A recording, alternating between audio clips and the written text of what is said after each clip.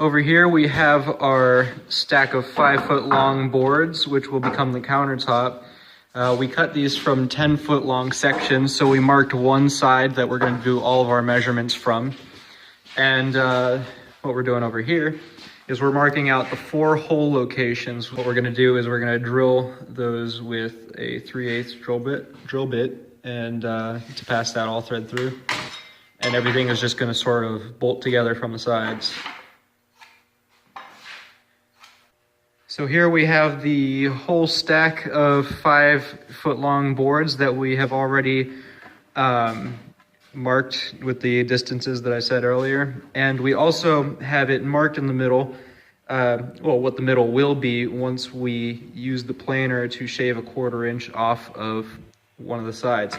And we've also marked which side that we want to plane, so that little chips and stuff that we couldn't avoid when picking out the lumber don't show up on the top of the work surface. So what we've done is we've picked out 2 of the best looking ones, which are 2 of the straightest ones we have, because these are going to be the ones on the end. And what we need to do first, before drilling the 3/8 inch hole through there, is we're going to countersink it, so that will allow for the washer and the nut to sit in there so it doesn't stick out.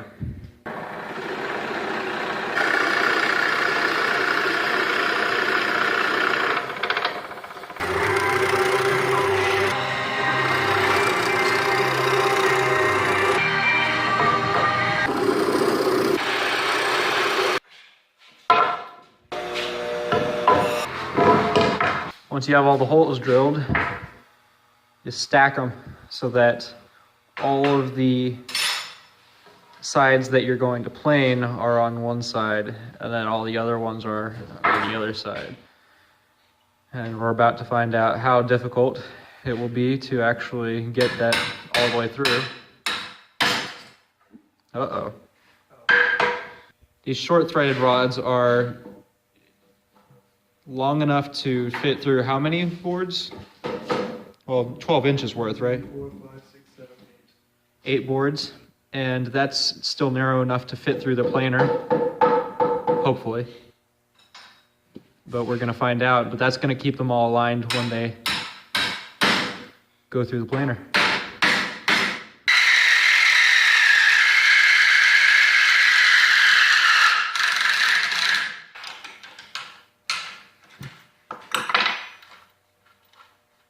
Once you have that slab of boards bolted together, it's ready to go through the planer. And how much are we taking off on this first pass? We're just going to run it through at 3.5. Okay. Because it's probably not perfectly even anyway, so. Sounds good to me.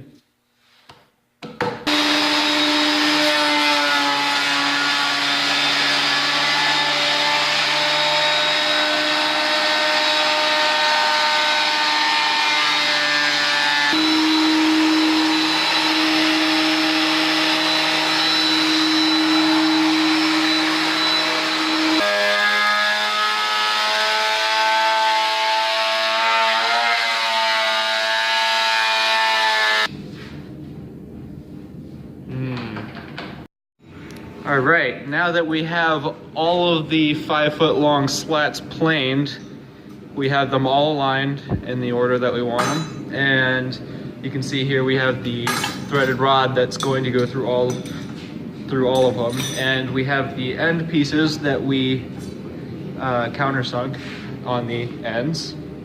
So that's all looking pretty good. This is the bottom surface, which is why you can see all these ugly cracks and stuff. The top surface is a little bit nicer.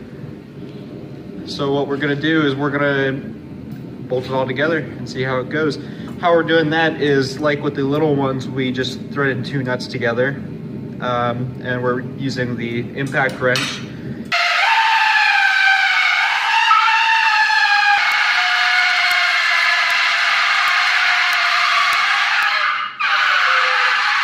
Now that we have all of the threaded rods through, we're going to put some washers and nuts on each on this side, and we'll tighten it from both sides.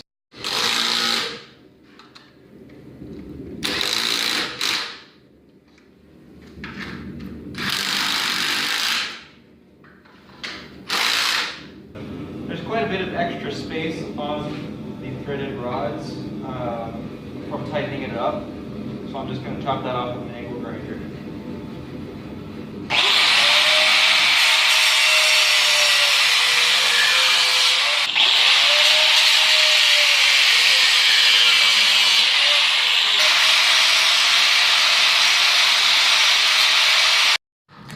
Now you could do this a little bit differently, but what we're gonna do is we're gonna chisel down a little bit so that each leg sits down in that recess. And because the top is so heavy,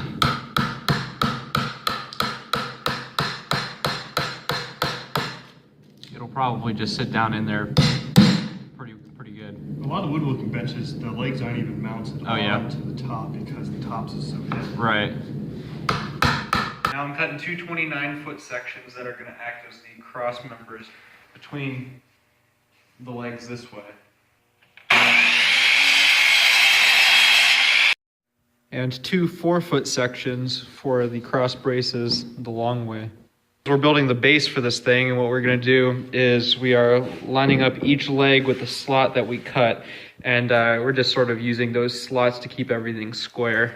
And we have these 4-foot cross pieces, and I marked in here just 6.5 inches. That's sort of an arbitrary number. And we're just drilling everything together. You can see over here we have one finished cross piece, and I actually have two cross pieces going along the back. That's two 4-foot pieces, just because I had an extra piece laying around. But the front is only going to have this one. Now that we have the two long pieces made, I'm going to use these cross pieces along there. So it's nice if you have a helper holding everything straight.